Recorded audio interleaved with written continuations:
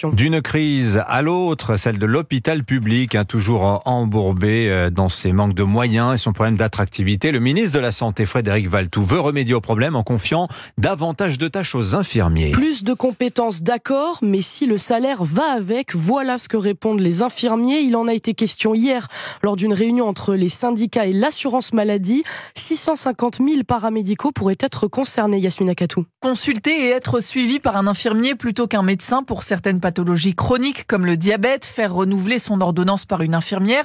Voilà ce que pourraient être les nouvelles missions des paramédicaux. Une mesure de bon sens selon Daniel Guilherme, président de l'Ordre national des infirmiers. Si ces patients-là sont stabilisés, toutes les prises en charge ne nécessitent pas un renouvellement de prescription par le médecin. On a des patients chroniques qui sont par exemple sous anticoagulants. On aurait possibilité de prescrire, mais toujours en liaison avec le spécialiste, le médecin généraliste. Par ailleurs, le ministère de la Santé souhaite donner la possibilité aux infirmiers volontaires de signer des certificats de décès.